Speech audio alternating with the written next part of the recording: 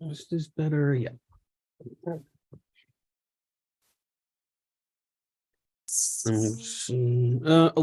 I needed to share a link. Yeah, I've been got it. I've been very busy with setting up my website. I'm doing this Kickstarter accelerator where they give you all these sales streaks and stuff. So I've been revamping my website as a kind of homework. Okay. Yeah, that's done now, at least for now. Still need to set up things like Shopify, but all those services cost money. So yeah. Okay, I'm just I'm sharing this link because I've got it now, so it should be live. All right. Yeah, we are live. We've got 3 watching. Yes. Excellent. So hello. Good day. We're just taking a moment here to share the stream. So right. I hope you can you send me the link? Yes. Where should I send it to you? Where would be best? Just in chat here, I guess. Are you on Discord right now? Yeah, I am. Facebook? Yeah. Discord is fine. Okay, great. All right, and I'm just going to share it on the AuthorTube lives. Okay. All right.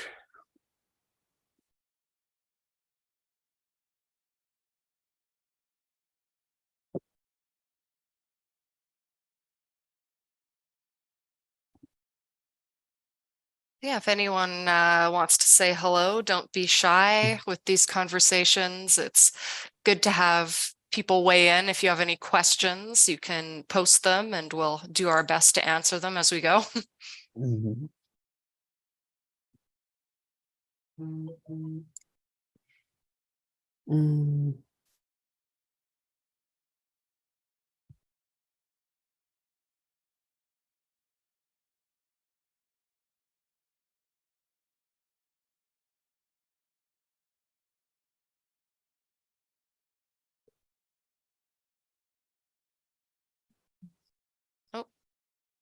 I just realized Zoom decided to use the title I used for originally booking this in, so I'm just going to update that. I never use Zoom for this, so I have no idea how that works. What do you usually use? Discord. Okay. Maybe I'll try in combination with OBS. Okay. Yeah, I'm still figuring out the best way, and I really liked Streamlabs before, just because of how aesthetic I could make it. Yeah, well, Streamlabs is OBS. Okay. Okay. Yeah, maybe I'll play around with some other things during the week and settle, because this is still a pretty new series. I usually do sprinting on the weekends, but I figured people don't necessarily need that all year round, so I'm gonna keep that for NaNoWriMo months like April and July and November, and just try to have more conversations the rest of the year. Yeah, I've done some writing sprint streams. I've wanted to do that with my own community. It just doesn't, the things that I usually do during writing sprints is either editing or image editing or. Yeah, I wind up doing that a lot because I have my my Discord community, and we do sprints on Tuesday and Thursday, but I'll try to set up Tuesdays I do short stories, Thursdays I do editing, but it always winds up being something else that comes up, right? So it's like, oh, I'm editing contracts today, or I'm editing a video, and I just sort of use it as work time, but I mean, it's still good. And yeah, it's what I notice. It's particularly good for people who start out writing, because they do not yet have the discipline for themselves, and so that's what I notice. Yeah, absolutely. And that was the thing that started me off with when I got into NaNoWriMo. I was, I've written forever, but I would always wait on inspiration. And then doing NaNoWriMo and the sprints pushed me to just sit down and write, which is kind of what you have to do. So once you establish that, you can do it. And yeah, now I'm trying to help other people to do that too. So we have Pei and Mr. Vlandis here. Hello, welcome. World building is the best. So what I do. So since we've got a few people, I guess we can introduce ourselves a bit. I think anyone on my channel tends to know who I am. I'm Holly. I talk about literary education, mostly in creative writing. I am a NaNoWriMo ML. I'm very focused on helping people write, like we were just talking about. I'm also launching the Stygian collection, which is an AuthorTube anthology, along with my fellow AuthorTuber Pei of Attention, who you see in the comments right there. And that's actually how. Now, I have to ask you, how do you pronounce your name? Just Bonsart Bokel. Yeah. Bonsart. Okay. Okay. That's actually how very simple. Okay, I never know for sure. I have a lengthy last name that I don't use professionally, so I always like to ask. So that's actually how we connected when I reached out regarding the anthology, and now we are here today. So if you want to introduce yourself. Well, I'm Bonsart. I'm the host of Radio Retro Future on YouTube, where I do podcasts with creative writers and other creatives. Since a couple of years, I started writing my own series called The Association of Ishtar, which I've been working on for, well, 2 years now. My next book is coming to Kickstarter very soon. That's my second Kickstarter as well. The first one was this coloring book over here. And yeah, I'm still very much finding my way into being an author, and I'm trying to professionalize this year and make sure that the second book launch goes better than the first one. Yeah, I've got a lot of stuff coming up, including a new comic book as well that's planned for later this year. And yeah, we'll see where that adventure goes.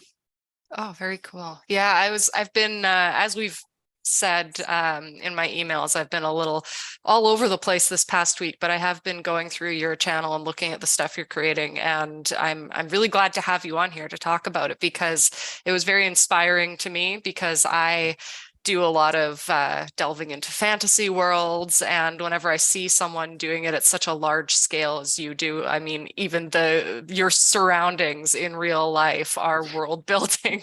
It is very, very inspirational to see that. So I think people are going to get a lot out of hearing your thoughts in that area.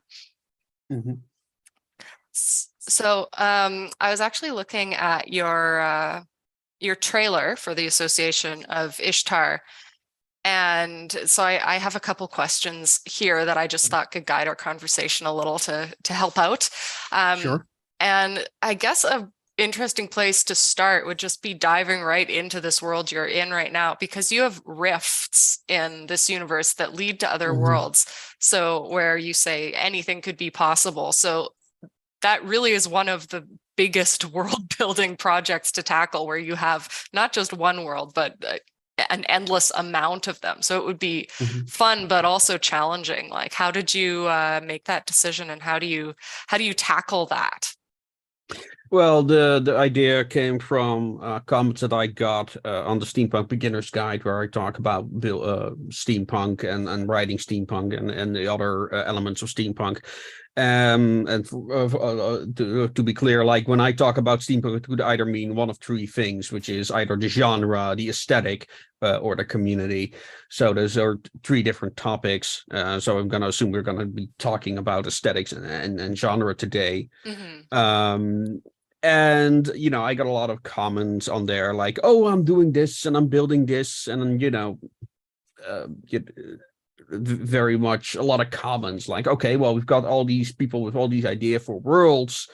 And, you know, when I was talking so much about writing, well, not so much writing, but, you know, storytelling, it seemed like suitable that I should write some of my own. We also have a costume group associated with Radio Retro Future, and I also wanted to build kind of like a world for that. And then there was, of course, the character of Dankard Lexicon, and I never really got to make a choice on what kind of character he was and why he was doing what he was doing. So the idea for a multiverse where multiple people could contribute to seemed to be like the most logical case, and it also allows me to explore like various forms of retrofuturism and how to and exploring steampunk. So that's kind of like how that idea came about. Okay, cool. Because that is one thing that I want to talk to you about actually, because I was looking through your website, and I thought, okay, at what level is this a community project? That's another thing that I'm very into personally, the community building and stuff. And I noticed you Mhm. have a wide variety of art and stories and stuff. So how much of that are you collecting and taking from, various minds? Like how much is this a community work and how much is it a solo work? Well, up till now, it's mostly a solo project. I mean, I do have one contributed story up to this point. I've got a lot Okay. of people saying that they want to write a story. Someday they want more time to get more acquainted with everything. So there's a lot of people who want to contribute. There are some artists who have volunteered to make some work for it. And yeah, I get a lot of. I actually had illustrators come to me like, can I draw something for you for a commission, of course. Hmm. So I mean, it's like I pay my artists for most of the work, with some exceptions. Um, but I'm still very much working on that. I hope that within 2 years I actually can have a anthology with multiple writers. But it must come from the community, and it is right now it seems to be attractive mostly to young people Hmm. who are looking for something that isn't superhero or anime. And then they see this and like, oh, this is amazing. I've been looking for this. So but yeah, they have got school, they're not very well acquainted, they don't really know yet what it means to write. Hmm. And that's, I actually made a video on that. I don't know if you've seen that, but yeah, so it's still very much a work in progress. We've got one contribution from a writer whose name escapes me now. He wrote an anthology called The Colossus of the Thames and Other Stories. And I actually did an audio recording of one of his stories, and he contributed kind of a very Robert E. Howard-esque take on cosmic horror. So, and yeah, well, I hope more will follow in the future. Okay. Yeah, I think that's really a really cool thing to be growing, and you've got such a foundation for it. Like you've got a whole wiki on the world that you've created. Like as an Yeah, that's the author, old wiki. Yeah, yeah, that's right.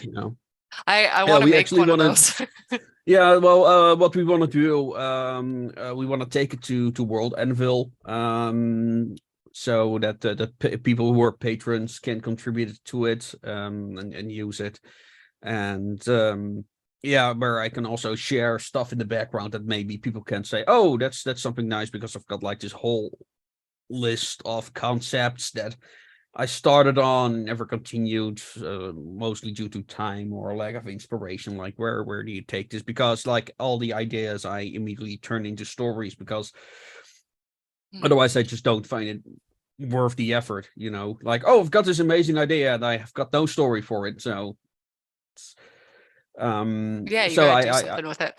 yeah, so I've got this entire list of things, and maybe some other people can then pick that up. And I also forgot to mention that a lot of the ideas that are in the book are actually things, people that suggested these ideas to me, like particular forms of um, technology, or details in the clothing, because we've got a costume group, so we actually Hmm. have the scabs that are gonna appear in the next book. We actually have those costumes.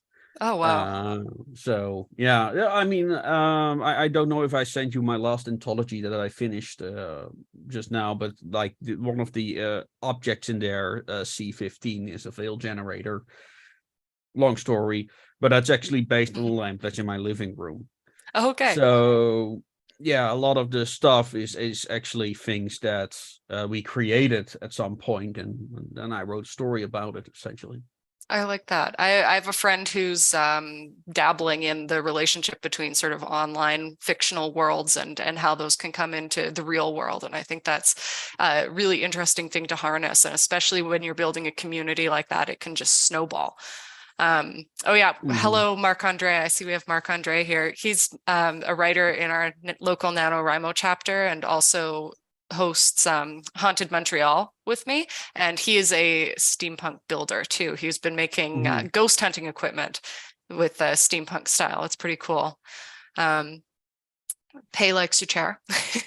And Mr. Vlandis had a question actually for you. He was asking, how did you get the Kickstarter to launch right? What does he mean that does he mean that I make my goals? Is that what he means by that? To launch right.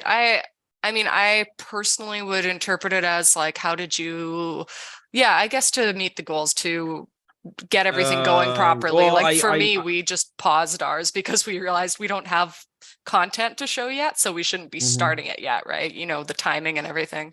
Oh, I mean, yeah, the best timing for a Kickstarter is about 30 days. But you know, everything needs to be ready at the moment that you launch it. You know, you've got your pre-launch page, and currently what I'm doing right now, I have a pre-launch page. You can visit it, which is associationofishtar.com/ks.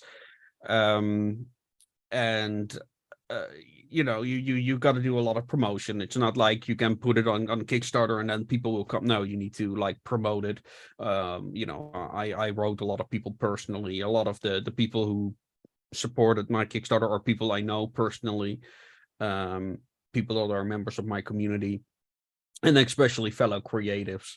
So you know, you've got to do a lot of promotion, you know, share it, let people know that you are on there, that they can support you.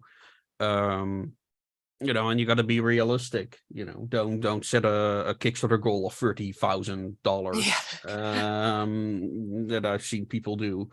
And you know, you got to show that you have vision, who you are. It's very important to let people know who you are. And of course, I also made videos like the Mm. trailer and the Kickstarter trailer explaining what it is. So, and you know, I've been already months, I've got 81 followers now on my Kickstarter page because I've been promoting it so much.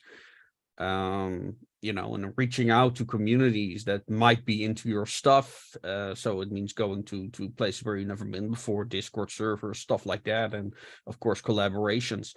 Mm. Um, you know, and of course, you know, why people need your fiction, you know, why they can't live without it.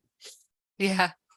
And I'll be linking that, of course, when I update this video, and Mhm. because this will stay on my channel, so I'll be sure to link everything down below. If anyone wants to follow, I highly recommend it.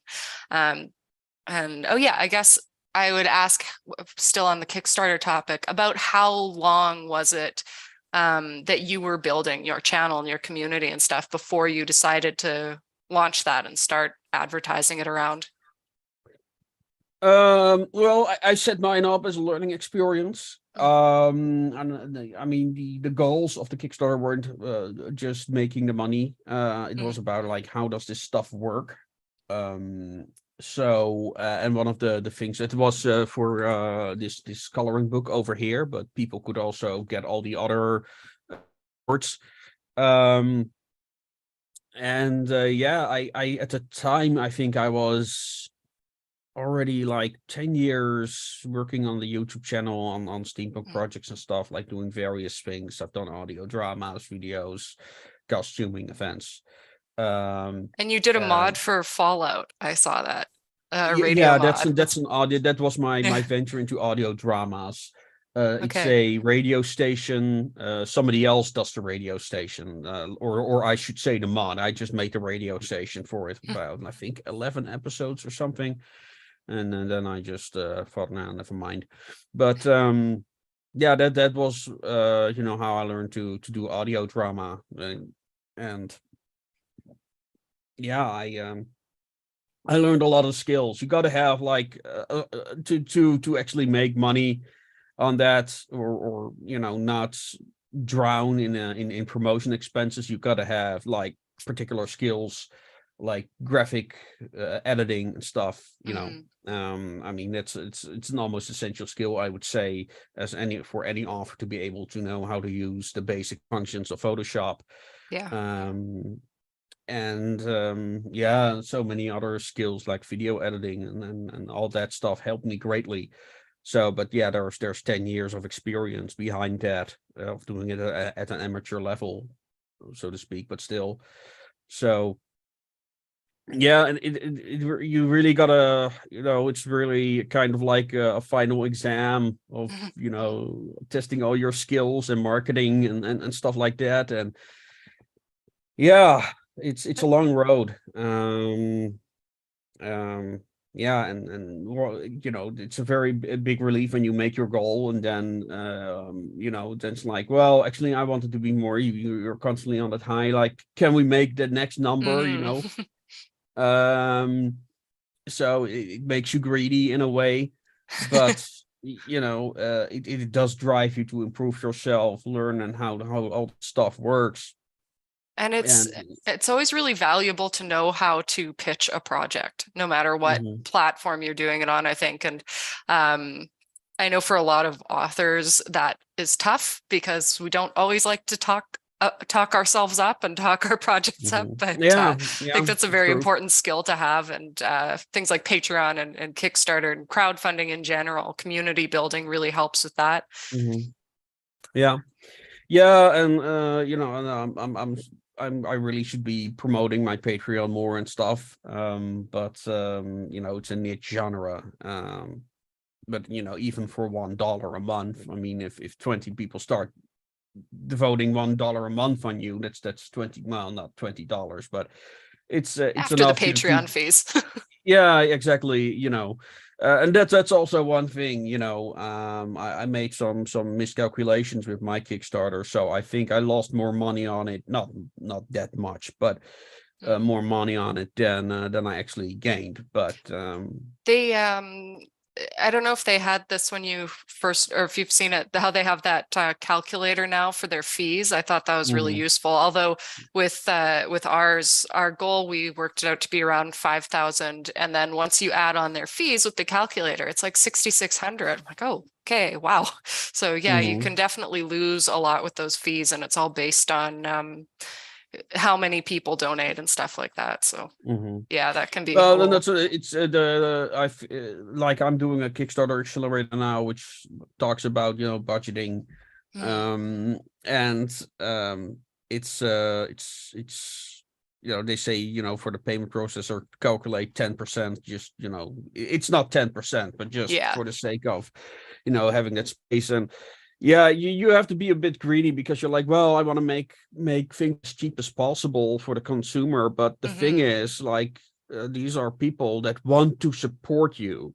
Yeah. So, don't go overboard, but you can be a bit greedy, because these people want to support your work and they get something unique in return. So, and you need to find that sweet spot where you're not charging exorbitant amounts, but you're charging enough to make a really good result. And it does cost money to to hire artists and graphic designers if you want to go that route, if you're not doing it yourself. Oh, hello to the coffee life. She was just saying, condensing the story in our heads to pitch is always difficult. Yeah, I'm still trying to perfect that.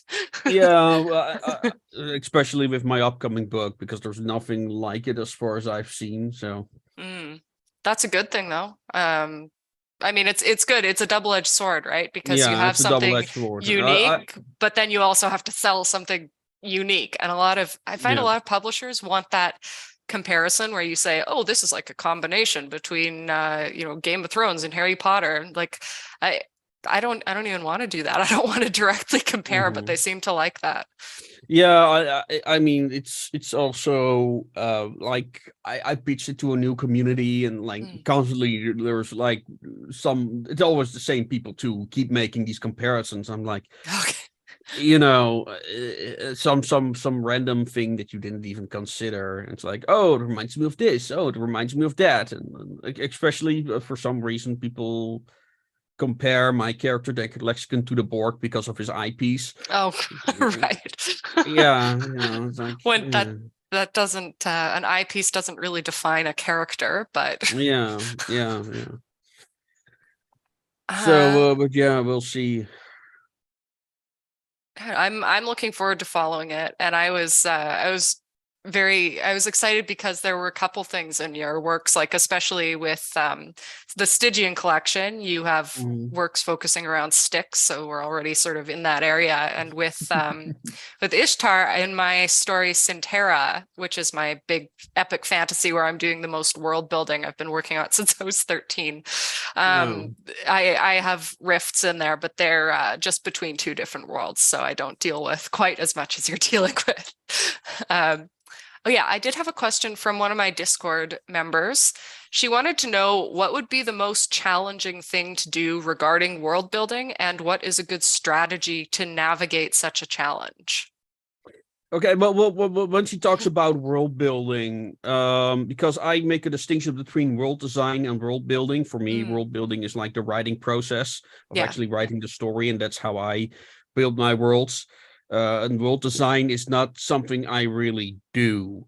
So, which is world design is like thinking about, you know, all the details, and that's where a lot of people start. But I think that's I think that's for me. I find it a very disastrous way because mm, people get lost on that process, and it becomes like a fantasy for them to start, you know, plays adventures in that world. But it's like design. It's like being an architect.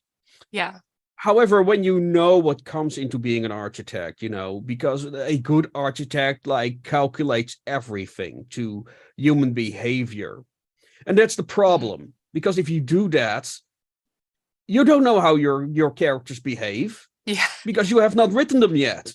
So you're building a house for characters that you have no idea how they function, how they act, how they will feel at home in that. You know, and I have like, and it's bloody boring to listen to as well. Like, it's like you got these, you know, because people get so enamored with these empty worlds, oh yeah, and you know, you're listening to that. It's like listening to a leaflet for a tourist destination that you're never going to visit. Um, and you know, they love it, and sure, it could be nice. But you know, then you will ask them something. Okay, imagine that my character is hungry. Where does he do his groceries? They can answer that question. So when I start with world building, and I like I said, I design the worlds when I, you know, when the story demands it, basically. And it's you know, how do things interact with each other? You know, when I write, when I come up with a concept, the first thing I do is like, okay, how does this fit in the story? hmm Like, well, what kind of experiences are we gonna have? And in the context of the Association of Ishtar, like, how is the Association of Ishtar gonna react to them? How are other characters in the world gonna react to them? So that's where I start, basically, with writing scenes where characters are talking or explaining themselves, or you know, the kind of actions that I want to have with them. um and you know, and I always start with short stories for that reason, where it's just, you know, a short story, middle, beginning, and end. hmm And once I start with the books, now this happened with Bound for the Sticks, and this happened with Wrenching the Machines, where I took like the most unlikely of candidates and mixed them together, and created a plot around that with topics that shouldn't be involved with each other, but somehow now are. Um, and that's also where I base my lore on. And you know, for me, writing is an organic process, and um yeah, and especially aspiring writers, they try to force that by constructing a world that you cannot build a story in, because yeah. it's No, I agree completely. It's very easy to get lost in the weeds with world building, and I think one of the things that stemmed out of that's kind of a problem is people who do extreme world building, like in the fantasy realm, they're held to such a high degree, and like, okay, maybe their work is good, but there's something else to it as well as Hmm. the world building, and that's the important thing. And like you said about aspiring writers, you can sit and you can fuss over your world forever, but at some point you're going to have to do the thing. And for me, I definitely combine the world and the writing. So I'll outline my story, and there are always things that I have a basic world because I am creating like a different, fantasy realm. So I want my basics just so I know what I'm, traversing in. But then most of it is formed as I write and as the characters are Hmm. developed. And so I think that our answer for that question would probably be the same thing. Just like, don't get so Yeah, lost in the weeds of world building that you don't focus on your actual story. I think like the YouTube community when it comes to writing have given a very distorted view of what world building actually is to Mm, people who have not written before, because that's the issue, and they don't understand the creative process. yeah. They don't like I started thinking about the muses, in the medieval manuscripts. They always start with summoning the muses, and Mm, then you're like, why do they do that? But the thing is that creatives are always interacting with muses. They're just a manifestation of the creative process where you all of a sudden, like, you're stuck on something, you don't know what to do, and then all of a sudden, like, you're on the toilet, and all of a sudden you've got this strange voice in your head saying, "Hey, how about this?" or the one that wakes you up at 3 in the morning, like, Yeah, ah, where's my exactly. notebook? Those are the muses. But if Yeah. you have not, if you don't write, you won't have that experience. And they think that world design, world building are like scientific processes, and Yeah. and they're not. No, Um, and I mean, so I found that for some beginner writers, so I did a blog on world building that wound up getting like a ton of reblogs on Tumblr. I was like, oh, okay, I guess people want this. And I did try to do some points because I think if you want somewhere to start, there are some basic points you can always cover, but you don't want to stick with that. You don't want to turn your writing into such a formula. So I mean, if anyone's looking for some points as a jumping off point, I do like the who, what, where, when, why, how. mhm. Just go, who lives in your world? What social structures, just think of some basics, where do these species exist? Where do people live? Are there cities? When do the events of the story occur? Are you in a post-apocalyptic world? Are you in present day?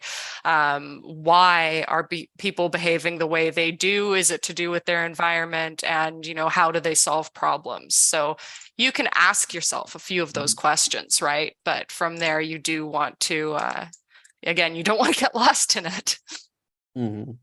Yeah, it's very hard to predict what you're gonna need for a Mm-mm. story, and what will continue, and what and I mean, like most creatives, I've got like this whole laundry list of topics I want to explore. Yeah. Just don't get around to it. And much of the past few weeks has a lot to do with marketing. So, it's like, oh, I want to write today, and then it's like, well, I also have to fix this website, Yeah. and yeah, it's oh God. Yeah, Um, I've got a lot of that going on too. I mean, launching the anthology. I actually, my video that's coming out tomorrow, there's this series I was doing. I only did one. It's a day in the life of famous authors. I would find sort of how they wrote and stuff. And I had an Emily Dickinson one that I've been putting aside for months and months and haven't been able to finish. I'm like, this is going to be the day. But then an issue mhm. came up with the marketing and the process of the anthology. So now my video tomorrow is about that. So sometimes, things get in the way, and you have to wear Yeah, so many hats as an author these days. yeah. I mean, it's a real thing, and a lot of you know people who say they want to write, they have no idea what they have this very romantic image of writing, and they believe they can be the next J.R.R. Martin. And yeah, but even he worked like how many years before he got any attention? Oh, so many. Can't Yeah, remember the exact number, but it's always yeah, like it's always insane. It's so rare that someone just, appears and mhm, gets an amazing advance and promotion. I know one person, and I'm surprised I even know one. mhm. Yeah, well, I know one too, and then you're very envious when you listen to that person. Yeah. What's it doing at the moment? And it's very strange because I also know that there are a lot of people are looking up to me, and I'm like, but I am nowhere near where I want to be, and it's yeah, it's very strange to see yourself from another person's perspective. Yeah, definitely. I mean, I don't feel like I'm anywhere near where I want to be with my writing, but I do have a lot of, friends and people who I know who are just like, but you're doing it. I'm like, I'm doing it, but I don't feel like I'm Yeah, doing it that's to the the degree first. I We want to know do that's it. the first step, Yeah, and exactly. they think that's Like we're here. We're like, yeah, and then it's one thing to have one book. It's a whole nother to have a series, and Mhm. uh, And I've, you're I've, building something massive, and I'm hoping to do something similar, but it mhm. takes a long time. Yeah, and especially on the community side, I've got plenty of people who say they want to write something, but yeah, it's like, I'll believe it when I see it. Pinning down other creatives is one of the hardest things that I have found. Like I've been Hmm. involved in many collaborative projects, and I like it. I think it's great. I mean, I can't see myself stopping it anytime soon. I don't think I'm capable, but Yeah, it's stressful. Like I used to run live art events, and you're always going to have someone who comes after you. I want to be a part of, want to be a part of it, and then the day before the event, they're nowhere to be found. There's yeah. always that sort of thing. You Yeah, the can't. the, the the the the creatives tend to come in two flavors, which is one Mhm. is the workaholic, Yep. like me, and then there's the one who has like amazing potential, but Yeah. you know, They can't just, nothing comes do of the it. nose to the grindstone thing, and you look Yeah, at them and you're like, oh, you could do so much. yeah, but they don't. They stop themselves usually. Yeah. So Oh, hello to Ariel. And Ariel, two people were saying how they enjoy your cat cameos, and I was going to mention that too. yeah, Sprocket is. I've got them since. When did I get them? They were born April, and I think I got them like 4 months ago now. Okay. So What are they're their names? very new. Sprocket and Yeah, the one is Sprocket. She's the one that wants all the attention, and the other one is Gears, and oh, that's Gears great. is yeah. We do cat sitting. We don't have any right now though. I had a cat for a long time who was like I was cliche cat lady. He was my best friend. And when he passed away just over a year ago now, I couldn't bear to adopt another one. So we've just been doing cat sitting and caring for other people's cats, which has actually been really great. Yeah, right. Yeah, Um, it's also an option. Yeah. Yeah, the Coffee Life said it's interesting the different creative processes of writers. Some start with plot and world and then character, while others, like herself, start with character and then build the world around them. Mhm. Well, I mean, I start with concept, not so much with the worlds. Mhm. And my first story for the Association of Ishtar, which is actually a comic, S46, the Call Girl, Oh, cool. was an idea that I had for a very long time. I don't even know why I decided on doing that as the first story, but the idea was an assassin who and I've been fascinated with number stations, Mm, and that kind of led to an assassin who recites a whole bunch of numbers before attacking, and that's why all the associates have numbers as okay. designations. So to kind of like blend it in with this story, and yeah, that's like this is the start of the whole series, like why the associations have numbers, why they have radios in the 1870s, and so on and so on. And she then makes another appearance in the Wrench in the Machine as well. Okay. Can people get that book through your site, or is it on Amazon? Yes, you can. I don't have a store yet on my website itself, but Okay. you can get it on Amazon and other websites, or you can email me if you want the digital versions. Please get them through me. And the physical copies you can also get from me, but then there's gonna be sending costs and stuff like that. So, Okay, but cool. I do want to encourage people to get the digital versions at least from me, because you pay just as much money, but then all the money goes to the creator instead of to Amazon. Yeah, definitely. It's funny, Eternity, the draft that I just finished in in NaNoWriMo, the recent one, I started that out with some graphic novels because my background is in that industry. So it was sort of the first place that I wanted to go with it, but now I'm continuing it on just in prose. Are you planning to make more graphic works in the world, or We've got primarily a prose? new comic in the work. Okay. Somebody's kind of like working on a very short prequel for the upcoming book, but it's one of those created that we just discussed. So, the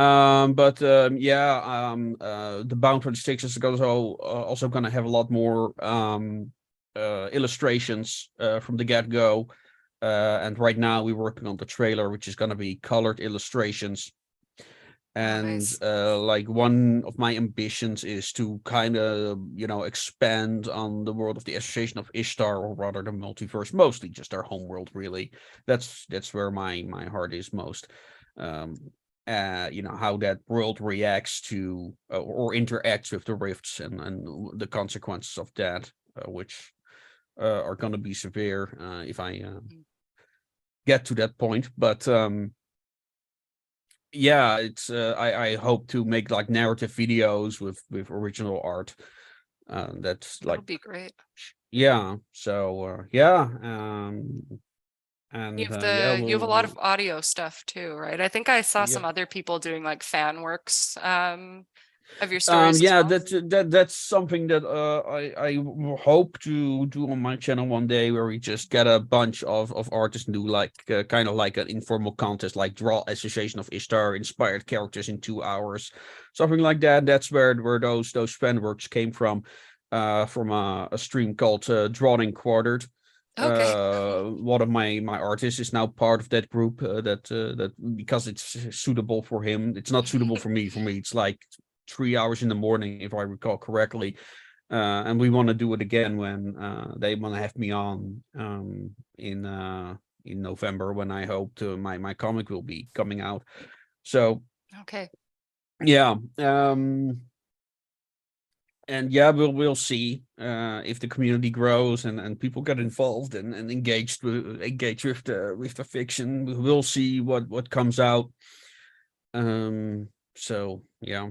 Well, I mean, from what I've seen so far, I think there's a chance, the very good chance that it's going to go well. Like I've seen your interactions on Discord and stuff, so you're definitely building something that's going to work. Mhm. Yeah, I was actually I had one question because I was looking at your background on your website, and you published your first book with HCS Publishing in Yes. 2021. How long did it take you to work up to that point? So how long have you been writing? Has it been a lifelong thing, or did it just sort of evolve through the steampunk work that you were doing in your channel? Um. Well, it's strange because I'm a dyslexic, so I was really, especially during my time in university, I was really discouraged from ever writing again. But then I went to a therapist, and she really recommended that I started writing again. And yeah, that's kind of, and that was in Dutch.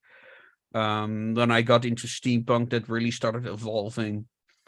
And I started mostly writing blogs. Okay. Yeah, that's mostly what I did.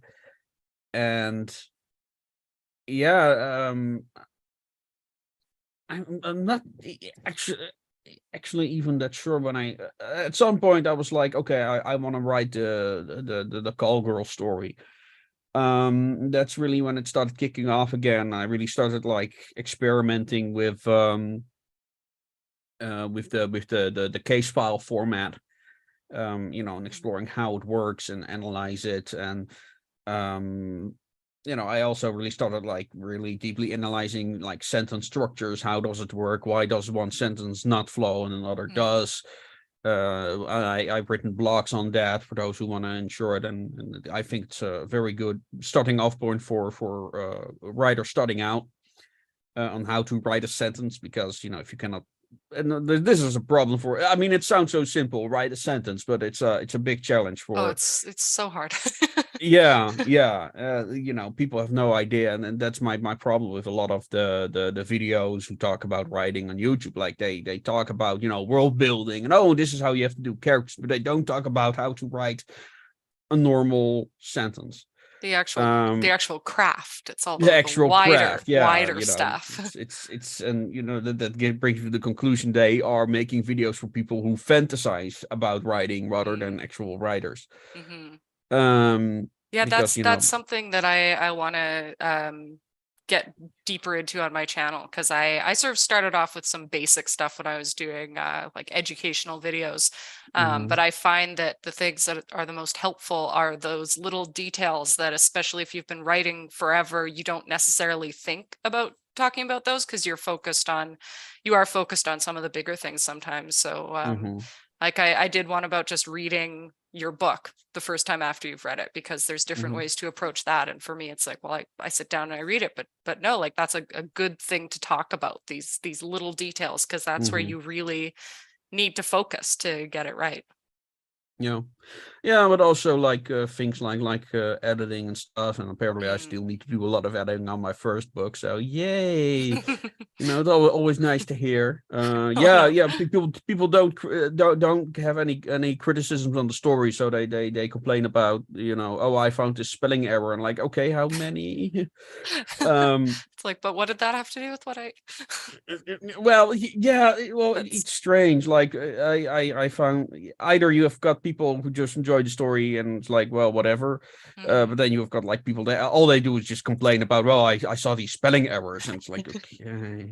It's like, yeah, you want that pointed out so you like can be attentive, but at the same time, Mm, like, okay, but you also want to know what they thought of the story. And that can be so yeah. frustrating when you put a book out. And oh my God, with my with the Time When Demons, in my Mhm, copy that I read, I've actually fixed this in a different edition, but is it still mhm. in here?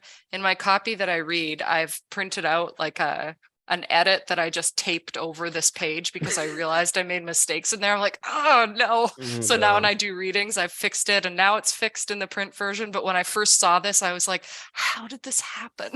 And I had an editor Yeah, too. yeah. So I mean, even if you're working with other people, it can happen. Yeah. Oh God, it's one of my biggest. I'm really paranoid now that there's Yeah. gonna be like all these errors in my next book. Um, so it's really freaking frustrating, and especially because I had no idea what I was doing when I published A Wrench in the Machine. Oh yeah. It's and for the first Kickstarter, I actually did a lot of rewriting because I wanted to record an audiobook. And Mm. recording the audiobook and well, I also then by that time I also had experience writing Bound for the Sticks, which learned a lot about writing in the meantime. So like, I did a lot of rewriting on the Wrench and Machine already. And then it's like, oh, there's still errors in there. Wrong words because the spell checker does not pick up. Like the spelling is correct, it's just the wrong word. Yeah, yeah, The I've had spell that. checker doesn't pick that up. Yeah. Um, Oh, so the Coffee Life said reading Intuitive Editing by Tiffany Yates Martin, and so far 15% in, it's really good at breaking down the basics of the editing process after writing your first draft. So it could be a mhm, good resource for anyone who's looking for them. yeah. Well, the problem is I'm dyslexic, so my mind makes up but my mind registers like an image of a word rather than Yeah. what it actually says. So um yeah.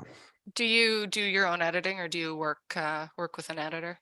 I work with an editor, Okay. yeah, but yeah, it's so hard to find good editors that are also affordable, and Yeah, that's something that it I really noticed. is. And I also work with proofreaders, of course. Mhm. Um, but yeah, it's I don't know. Like at some point, you got to say it's good enough, but at the other end, I'm like, I should rewrite the whole thing again. But in the meantime, you're like, I want to work on other Yeah. things. I'm You so can done with this now. you can edit and rewrite forever. Uh, Yeah, like when I started doing readings of my novel, I was like, oh, I don't even want to go into this because what if I find something? Because I know yeah, that if I were to sit down and read the whole thing right now, I would want to edit it all again, and I just yeah, I have yeah. to just leave it and move on. Yeah. It really it is really true, and it's really frustrating. Mm, For mostly people don't seem to mind when I read the reviews. They're overall very positive. So I'm happy about that. At least that they don't think my first book is a complete and utter unredeemable piece of shite. Um, but yeah, there are like these people who really love to harp on like, well, I don't know. yeah, I mean, Yeah, you'll never I'm feel very finished. into Absolutely true. I'm into grammar when I'm making posts and stuff, but I mean at a certain point you can't focus only on that. Like if Yeah. I see spelling errors or something in a novel, I sort of log it away. I'm like, oh, that's surprising, but I keep reading. Yeah. So yeah, we just had another comment. You'll never feel finished. Yeah, no, Yeah, I mean it's that's true. nature of It's being true. creative, right? We're never It is. finished. We're always striving towards something else. And I mean, if you're not, like it's weird. Mhm. Well, it's gonna be very annoying when you have like finished like multiple books. Like for me, it's just two. But when at some point you've got to finish multiple books, and then you read your first one, and you're like, yeah, I don't know. I know it's going to be that way because I mean this first one I mostly put out like you were saying with your Kickstarter as sort of a let's just go through the process. Let's use this as a learning experience because that one I wrote during NaNoWriMo and I like it was written and published within 2 years. It was very much just like let's get this out here. Let's have something. Let's have a completed work. So I have that because I just had these like little graphic novels before and I never Hmm. really promoted them, and it was when I was younger. But now it's kind of scary because I know the next stuff I do I'm going to care about a lot more, Hmm. and that's going to be daunting, putting something out that I have put years and years into and really care about, Hmm. and getting Yeah. feedback on that. Ugh. Yeah, I'm very curious because I just finished my first anthology, which is kind of like I can do this because the Wrenching Machine contains a number of the short stories because they're case files and the character Mm, actually finds them. So I'm like, okay, then that's how I can incorporate them. And in the Bound for the Sticks, it's a very different story from the first one. And case files, they exist, but the character doesn't come across them, so I decided to put that in a separate anthology, and mm. I really want them to look like case files, so they're graphically very heavily with all parchment backgrounds and stuff like Yeah, that. yeah, you did send me that PDF and I had started to look through and it looked really great. Yeah, so yeah, I'm very curious how people will respond to that, and then I send it to a friend of mine. He's like, well, actually it doesn't. I can't read it because of the stains in the background, because it's right. Well, fortunately I discovered InDesign, and that makes it a lot easier to edit all that stuff, but Oh yeah. Yeah. oh god. Yeah. That's a lot of work. Yeah, A lot so of work. it's yeah, it's the writer's life. Yeah. So we're coming up on an hour here. I guess I just want to ask everyone in the chat. We've got 7 people here right now. Thank you. If anyone has any questions for either of us, feel free to drop them now because I know that it is for me, it's coming up on 2 p.m. For you, it's getting later. So Mhm. we don't want to keep you going all night. So if anyone has any questions about our works or about world building or anything like that, Mhm. feel free. I've got blogs on world building at associationofishtar.com for the people who are curious to that. And this year I also really want to talk about kind of like the steampunk genre's identity crisis. So yeah, I when I was doing art events, I was very much into like the costuming scene. So I did some steampunk stuff. I was considering wearing it today, but I was like, I don't want to wear a corset right now. And my main outfit has a corset that's kind of necessary. So but I haven't been involved in it in a really long time. So I'm interested to learn more about where it's gone. Yeah, sure. Well, be free to come on my show sometime or invite me back. That's no problem. Yeah, definitely. And I was thinking, and I think that Pay's going to reach out to you at some point too, to maybe chat about something on his channel. Because Okay. yeah, I think he's still in the chat. Yeah, I'm looking forward to it. Yeah. Yeah, I like these collabs. I'm glad that the creative conversation space has opened up. I've got some interesting ones booked for next week and the week ahead, and I'm still working on it. So, I mean, if anyone in the chat also has topics they'd like to get into, I'm happy to have you on. I'm doing this every Saturday. All right. Unless, something comes up in life, as it tends to. Marc Andre said the steampunk genre identity crisis. Interesting. So there's someone else who's going to be following that discussion. Yeah, I'm checking to see if I can post my links in there. Oh, I wanted to particularly post my Kickstarter link in the chat, but I don't know if that's possible.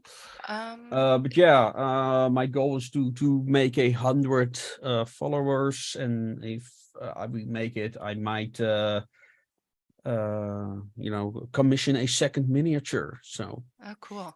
Yeah, we have miniatures as well. So you have everything. Yeah, well, cool. I mean, what I'm particularly proud of are probably going to be a stretch goal are these postcards with colored art of the covers, I love that among cover. other It's things, so good. but also other interior stuff. So yeah, I'm really very happy with them. They turned out better than I expected they would be, and I especially love this one. And the story's nearly finished too. So that's going to be a novelette about 35,000 words probably. Okay, cool. That's going to be very cute.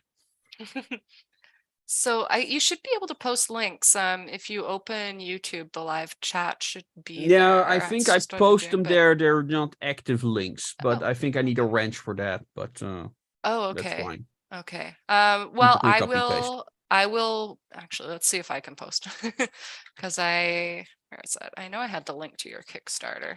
Is it also linked on the association website? Yeah, but I just revamped it, so it's now down at the page. Like in the footer or? No. If you scroll down, you see Edwin waving at you, and okay, yeah, I see Kickstarter. Okay, so I'm able to post these, and I'm posting them all right now. They've got your website, your Kickstarter, and your YouTube. Yes, reached 82 followers today, so really happy about that. Yeah, it would be amazing to see if we can make the 100. Well, if hopefully that will mean anything in the end, we don't know, but we'll see. So I think it will. And hopefully some of the people watching us today or after when I leave this up, they'll add to the follower count. Well, maybe we can discuss including the Stiction Anthology, a pre-order of the Stiction Anthology in the Kickstarter's cross promotion. Yeah, I'd love to do that. One of the reasons that we took the Kickstarter down was just we realized, aside from wanting to show people we're actually putting out there, it would be fun to involve all the writers who are going to be in the anthology if they had any suggestions. So I think there's going to be lots of scope for cross promo. Yeah. Okay. Well, we'll discuss that later then. But that's definitely. I mean, one of my stories will be in there, so it makes all the sense to include it. And we also are gonna include other writers of HES Publishing as well, for which I need to contact Jean about. So Yeah. As for future plans, what else do we plan? Yeah, I hope eventually to have a large enough audience that we can take it into gaming as well. Starting with a card game to learn how that process goes, and Oh, that would be so cool. I love yeah, we'll see. We'll see what happens. That's also one of the reasons why I wanted some comics, so we can include the art of the comics into that as well, to as a hmm cost saving measure. hmm And yeah, we'll see. A lot of people are asking for an RPG as well. Every event where I talk about, it's like, oh, are you going to do an RPG as well? It's Yeah. like, if I can find somebody stupid enough to make it for me. Well, it's the world is well suited.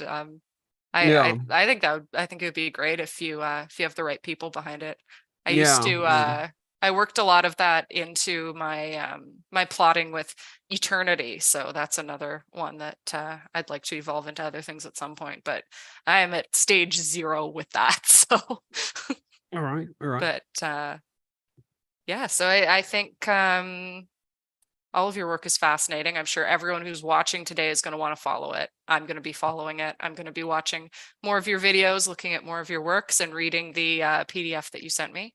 I'm really looking Yes, forward to it. awesome, awesome. Um, Yeah, and if people want to contribute, even if it's like I said, we've got a word anvil where we're gonna experiment with.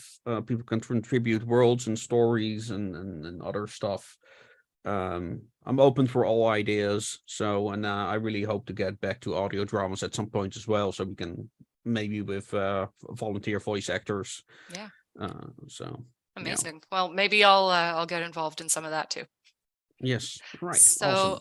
the way Zoom works is I have to end the video by hanging up. So I'm going to say all my thanks to you right now because it's going to just disappear. Yeah, all right. Thank you so much for coming on. It's been really great, meeting you face to face. And Likewise. I think it was a great creative conversation. I think people are going to get a lot out of it and get really inspired because I know I'm inspired right now. Okay, awesome to hear. All right. And I hope you have a great night and we'll